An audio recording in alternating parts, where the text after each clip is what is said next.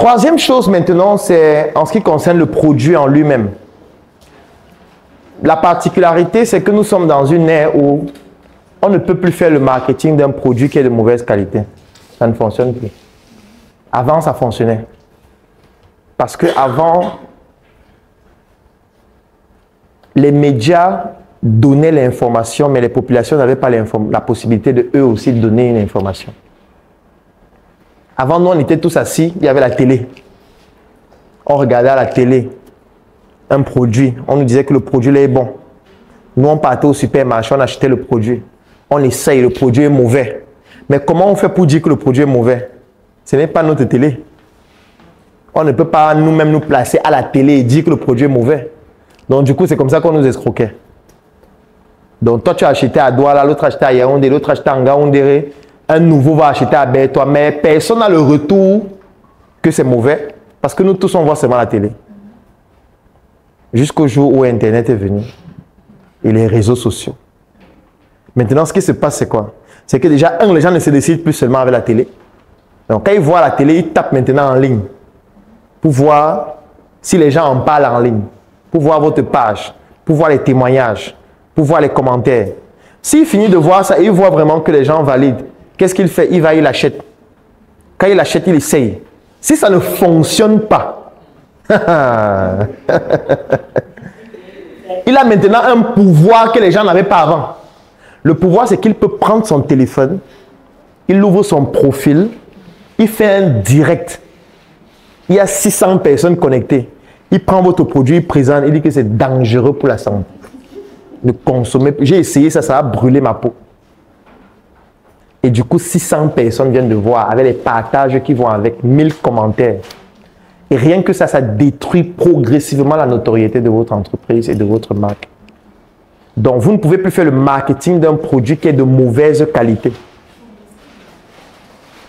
Donc, si vous faites tout ce que je viens de dire et puis la personne réussit à acheter le produit, il essaye et ça ne fonctionne pas. Un deuxième essaye, ça ne fonctionne pas, ainsi de suite. En fait, ça aura l'effet inverse. C'est-à-dire que maintenant, ils vont se lever contre vous.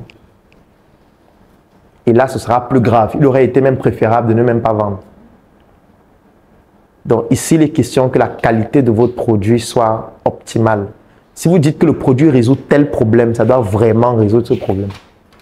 S'il y a une façon par laquelle ça permet de résoudre le problème, il faut l'expliquer. Ça doit être contenu dans une notice, dans un document, dans un tutoriel que vous devez communiquer, vous devez suivre ceux qui achètent. S'il y a une manière d'utiliser, quand quelqu'un achète, vous devez vous rassurer que la personne est en train de l'utiliser exactement comme il faut. De telle sorte que si ça ne marche pas, que la personne comprenne que c'est parce que moi, je n'ai pas utilisé comme il faut. Ce n'est pas parce que ça ne marche pas. Parce que si vous les laissez faire comme ils veulent, ils vont faire comme ils veulent, ça ne va pas fonctionner et ils vont dire que ça ne marche pas. Et là, ce sera fatal. Donc, la qualité du produit est extrêmement importante désormais. Donc, ne faites pas comme ceux qui vendent les bidons de médicaments. Bidons qu'on doit boire chaque semaine et qui guérissent 600 maladies. On te dit, bois un bidon par semaine. Ça va aller. Quand tu viens dire que non, ça ne va pas, on dit que tu as bu combien de bidons, on dit que non, il faut continuer. Quand tu viens dire que ça ne va pas, tu as bu le bidon, non, commence à boire ce soir. Ça ne fonctionne plus. Donc, c'est pour ça que je vous dis toujours, évitez de dire ce que vous ne comprenez pas. Évitez de dire ce que vous ne connaissez pas. Évitez de dire ce que votre produit ne fait pas. Donc, moi, chaque fois que quelqu'un dit « mon produit guérit l'acné », je lui dis que tu sais ce que c'est que l'acné. Parce que vous dites juste des choses comme ça, vous ne comprenez peut-être pas ce que vous êtes en train de dire. Comment tu peux dire que ton produit cosmétique guérit l'acné? Tu peux démontrer ça. Je t'apporte des patients, je viens avec des patients qui ont l'acné, on fait un test. D'abord, il y a combien de types d'acné? D'abord, c'est quoi l'acné? Tu ne connais pas. Les types d'acné, tu ne connais pas. L'étiologie de l'acné, tu ne connais pas. La physiopathologie de l'acné, tu ne comprends. Même physiopathologie, tu ne sais pas ce que ça veut dire. Mais tu vends un produit qui guérit quelque chose que tu ne comprends pas. C'est pour ça que c'est dangereux. Parce que toutes les personnes qui ont l'acné vont voir ça. Ça guérit l'acné. Chacun achète. Ils essayent, ça ne fonctionne pas. Et ils vont dire que ça ne fonctionne pas, alors que peut-être ça guérit un type d'acné, je ne sais pas. Ou ça guérit, ou ça intervient dans une phase de la prise en charge. Je vous ai parlé de la prise en charge hier. Prise en charge médicale, hygiéno-diététique, skincare, ainsi de suite. Peut-être ça intervient dans une étape. Il faut donc préciser que ça intervient à cette étape-là, en plus des autres. Parce que quand tu dis que ça guérit, et là je peux prendre certains produits, là on lit les étiquettes. Et vous allez voir que parfois c'est dangereux. Mon produit guérit l'eczéma. Ah bon? Ça guérit l'eczéma? C'est quel est le principe actif qui est à l'intérieur? C'est d'abord quoi l'eczéma? Parce que les sommes m'ont posé. Qu'est-ce que c'est que l'eczéma? Quelles sont les étiologies de l'eczéma? Quelle est la physiopathologie de l'eczéma? Quels sont les types d'eczéma? Et dans ces types-là, comment est-ce que ton produit intervient pour guérir? On va t'apporter, on va t'amener quelques patients. On essaye. Ça ne guérit pas 6 mois de prison. Tu ne peux pas t'amuser comme ça à dire des choses juste pour dire. Non. Parce que ce que vous dites aura une influence sur l'attitude qu'ils auront après avoir acheté. On fait un test avec quelques produits qui sont là. On lit. Ok, donne-moi 3 produits là, au hasard. On va lire ce qui est écrit dessus. Et chacun va expliquer comment ça résout ce qui est écrit là. Il va nous dire, lui, il va venir devant, il prend le micro. Il nous explique étape après étape. D'accord.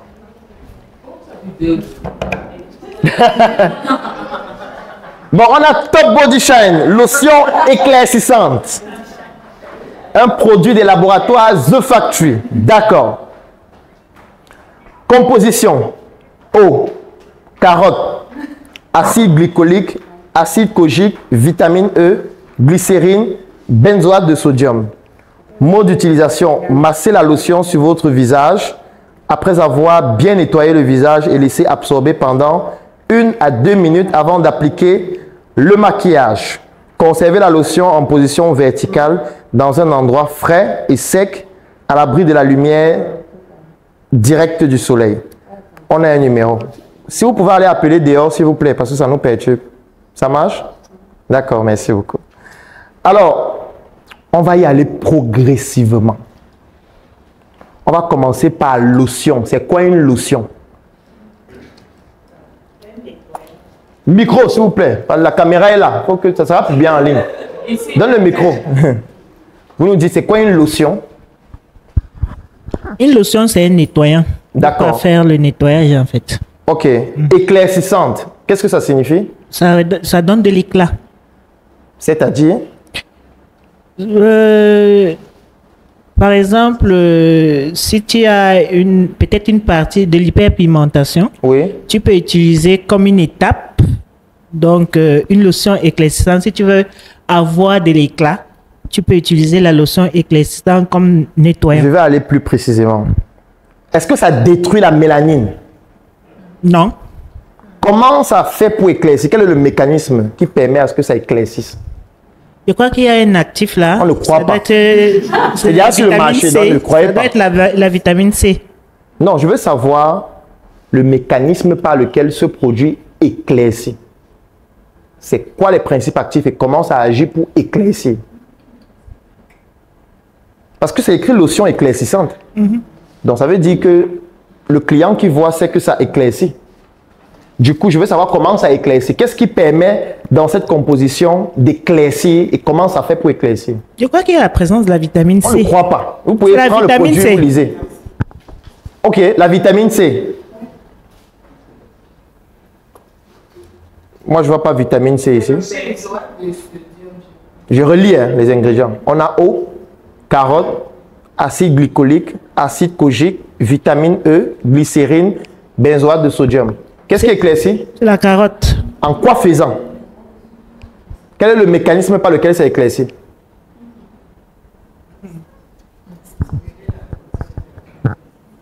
Pardon? C'est dangereux. Hein? Je vous dis pourquoi c'est dangereux.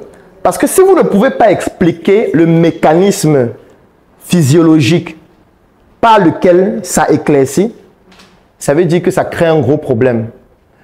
Et c'est pour ça que dans l'étiquette, je ne vois pas les effets secondaires. Je ne vois pas les contre-indications. Est-ce qu'il y a des personnes qui ne devraient pas utiliser ce produit? Si oui, qui et pourquoi?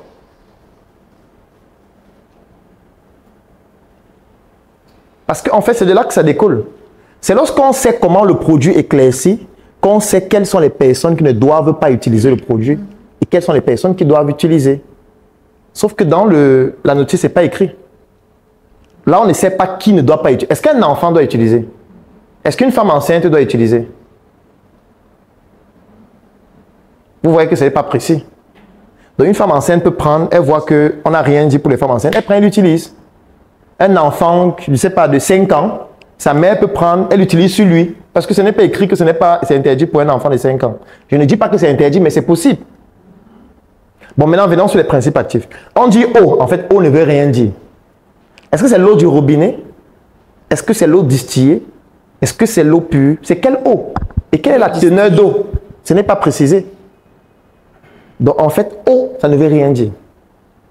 Sur un produit cosmétique, on met eau, ça ne veut rien dire. Il faut préciser le type d'eau, la teneur en eau, en pourcentage, pour que ça permette de savoir, dans ce contenant, on a un contenant de combien? 200 milli.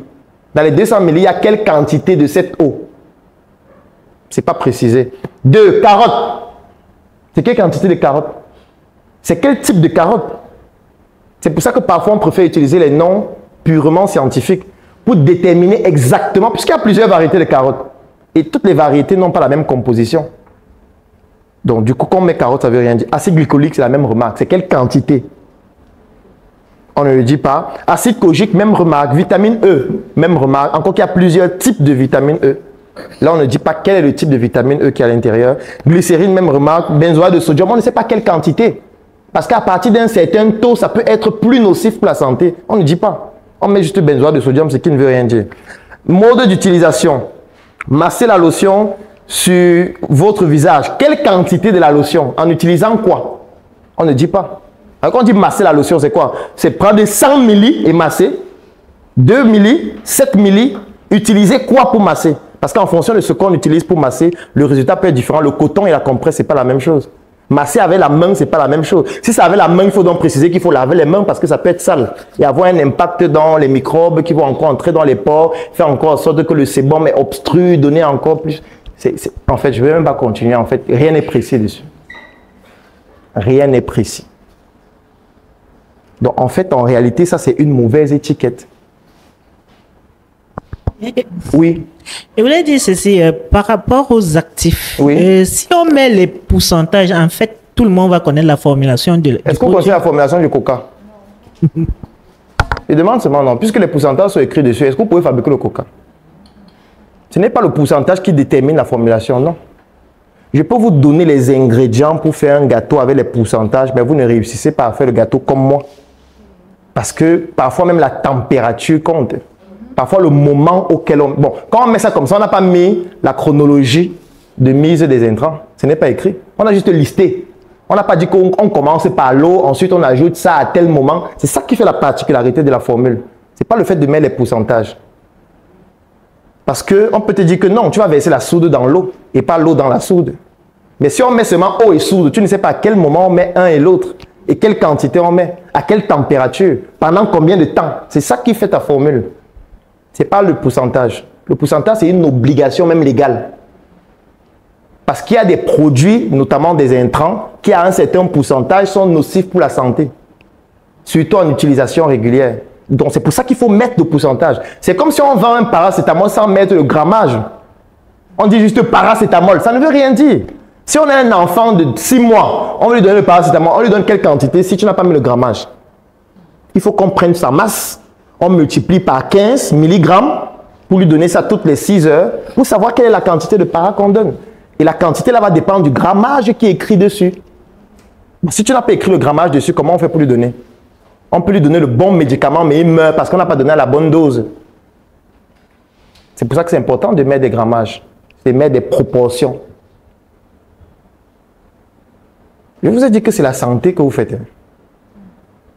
Parce que si ce que vous étiez en train de faire, c'est les habits que vous vendiez, il pourrait dire que bon, quelqu'un porte l'habit, ça ne lui plaît pas, et puis il jette. Oui. J'ai une préoccupation. Oui, oui. Surtout au niveau des quantités. Oui. Est-ce que dans tous les produits, on va retrouver les quantités? J'ai pris un produit parce que je voulais m'assurer si ce produit Oui. a effectivement ce que vous êtes en train de relever, parce que Oui. c'est important. Mais dans la majorité des produits, il n'y a vraiment pas ces... Faites voir ce projet. Ouais.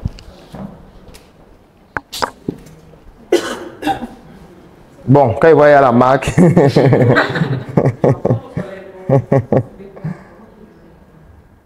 Bon, je pense, donc vous êtes inspiré de ce projet. Non, c'est je cherchais un produit Oui. là pour pouvoir observer la différence entre Oui. nos produits et justement... Bon, déjà, il y a une grande différence, même avec celui-ci. Ça, c'est clair. Si vous regardez les ingrédients, vous allez vous rendre compte que ce sont les noms scientifiques qu'on a utilisés. Ça, c'est la première chose. La deuxième chose, c'est que lorsqu'on a donné les directives, on explique exactement. Est-ce que c'est avec les mains qu'il faut utiliser? Est-ce que c'est un produit? Est-ce que c'est un accessoire qu'il faut utiliser? Ainsi de suite. Autre chose, bon, crème pour les mains avec brillance, numéro de l'eau. Bon, ça c'est aussi un autre élément qui est important. Lorsqu'on met les informations, le code barre qui permet de retrouver comment le produit a été fabriqué, tout ça. Parce que si peut-être on utilise un produit, il est contaminé. Comment on fait pour savoir quelle est la quantité dans le stock qu'on a qui est contaminé et celle qui n'est pas? Il faut qu'on ait le numéro de l'eau. Tu vois, ce produit n'a pas de numéro de l'eau. Ni de date de fabrication, ni le numéro de l'eau, ni rien. Donc, du coup, rien que sur ces petites bases-là, on a une grande différence. Mais même ça est mal fait. Il faut les proportions. Il faut les proportions. Parce que vous allez peut-être vous dire que la proportion, ça va vous faire dévoiler votre formule. Non. La proportion ne permet pas de dévoiler la formule et on n'est pas obligé de donner la proportion de tout. Mais on doit donner la proportion des principes actifs les plus importants.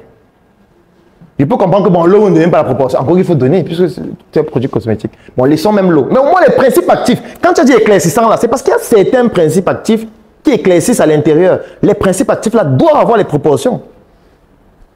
Parce que c'est des produits. Quand on dit principe actif, ça veut dire que ça a une action majeure sur la peau. Cette action-là doit être contrôlée. Et pour contrôler son action, il faut qu'on sache quel est le pourcentage qu'on a donné. Je ne sais pas si vous voyez un peu ce que je veux dire. Et l'autre particularité aussi, c'est que ça, ce n'est pas éclaircissant. Parce que peut-être il faudrait prendre un produit de cette marque éclaircissant pour voir si on n'a pas donné la proportion du principe actif qui éclaircit. Moi, je suis certain qu'on aura donné. Parce que ça, quel est le problème que ça peut vraiment causer à ta peau par rapport à un produit qui est éclaircissant? En tout cas, ça est moins dangereux. Là, on parle d'un produit éclaircissant. Je n'ai pas envie de commencer à rentrer dans les conséquences de l'éclaircissement de la peau. Ça ferait une autre formation. Donc, du coup, moi, je me dis qu'il faut être vigilant. Sur l'étiquette, là, qu'est-ce qu'on a mis? Sur l'eau, il y a les proportions. Vous voyez que même sur l'eau, on met les proportions. On pourrait dire que tout le monde connaît l'eau. Non, il y a les O et O. Et du coup, il faut donner les proportions. Parce que je prends un exemple. Dans l'eau, il y a le sodium, n'est-ce pas? Bon, si un hypertendu veut boire de l'eau, il doit choisir en fonction des proportions. Parce qu'il ne faut pas qu'il boive une eau qui augmente sa pression artérielle. Parce que le sodium aura un impact sur sa pression artérielle. Et s'il doit boire 3 litres d'eau par jour, 4 litres d'eau par jour, en fonction de la proportion de sodium qu'il y a, par exemple, par litre, il saura que cette eau, il ne faut pas qu'il boive. Il boit plutôt une autre marque. Ouais. Donc, du coup, s'il ne prend pas en compte tout ça, ou si l'eau, on avait juste mis eau, il prend ce mais il boit, il meurt. Parce que son médecin va lui dire, mais j'ai presque le bon traitement, il est sous traitement, comment il est mort? Il est mort parce qu'il a bu une eau qui a trop de sodium. Mais on avait juste écrit eau. C'est difficile, n'est-ce pas? Oui, micro. Oui, docteur, tout à l'heure, vous avez demandé comment est-ce que la vitamine C peut éclaircir. Quand on vous a parlé des carottes. Généralement, nous savons que ces carottes-là contiennent de la vitamine C. Nous les consommons. Et nous avons des hormones dans l'organisme qui régulent généralement la vitamine C. Ça veut dire que si l'être humain n'a pas l'éclat, peut-être on peut avoir une déficience de cette vitamine. Et en le mettant dans les laits, par exemple, on a les pores. Ils peuvent aussi diffuser par les pores pour avoir ce même rôle dans l'organisme parce qu'ils sont juste stimulés et régulés par les hormones. C'est une manière de réguler l'éclat de la peau. Bon, quelle est donc la préférence entre ça et consommer le citron? Consommer le citron. Donc, quelqu'un peut choisir le citron au lieu de ça? C'est ça? Oui, disons que l'action y est, mais c'est lent peut-être. Mais il peut frotter le citron sur le visage. Sur son visage, oui. Mais Donc, c'est ça remplace votre produit. agressif. À ce moment, c'est Il frotte agressif. le lemon, qui est moins agressif. Non, même jusque-là, c'est agressif. Parce qu'en En quoi c'est prénom, agressif plus que ça? plus On parle quand même que... de plus de principes actifs à l'intérieur. Je relis. Vous avez dit qu'on n'a pas mis les quantités. Non, je veux dire, hein, il n'y a pas que la vitamine C ici.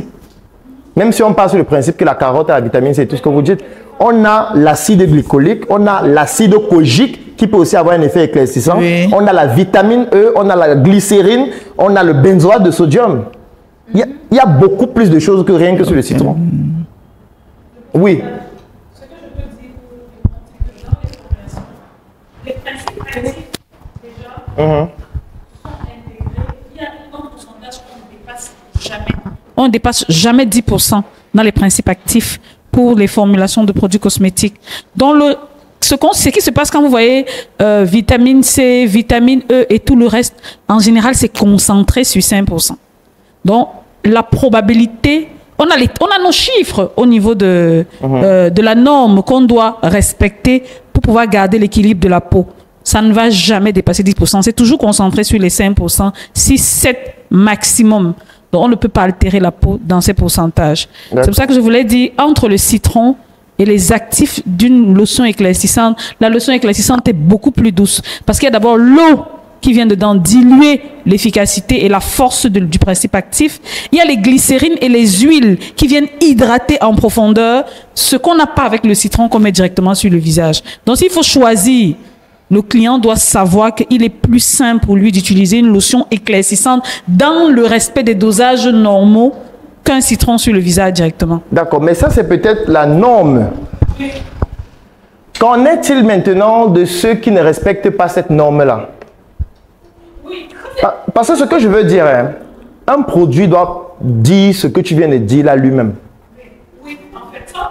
Le produit ne doit pas attendre que nous fassions une conférence comme celle-ci et que tous les clients s'asseyent. On leur dit, bon, en fait, le produit, comme vous n'avez pas compris là, voici ce que le produit ça veut dire. Oui, ça c'est... Non, parce que si c'est vendu aux États-Unis, si quelqu'un vient actuellement et dit que je suis au Togo, je veux 800 pièces et ça va au Togo. Mais celui qui est au Togo là, il n'est pas à la conférence ici avec nous. Donc du coup, il ne sait pas si c'est 5%, si c'est 10% et tout ça. Le produit doit le dire. Je ne sais pas si on se comprend.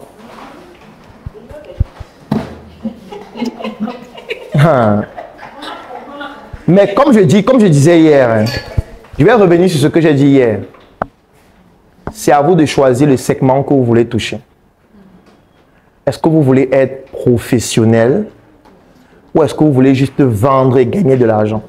Si vous voulez vendre et gagner de l'argent, considérez que tout ce que je dis, ça ne sert à rien. Ça ne sert à rien. Il y a ceux qui font pire que vous. Il y a ceux qui ne mettent même pas ce qu'il y a à l'intérieur. Ils n'écrivent même pas. Ils disent seulement que ça permet de donner l'éclat. Tu prends, tu mets, ça sort comme ça sort. Tu vois, vous, au moins, vous prenez la peine, vous mettez l'étiquette. Donc, pour vous faire comprendre que ce que je dis n'est pas pour critiquer ce que vous faites. C'est pour vous donner des astuces pour devenir plus professionnel. Ce n'est pas pour dire que c'est mauvais. Parce qu'il faut qu'on se comprenne très bien. Ce n'est pas mon rôle là. Je vous ai dit que je viens vous apprendre comment mieux vendre. Un des éléments pour bien vendre, c'est que le produit doit être correct. Parce que c'est ça qui permet de fidéliser celui qui achète.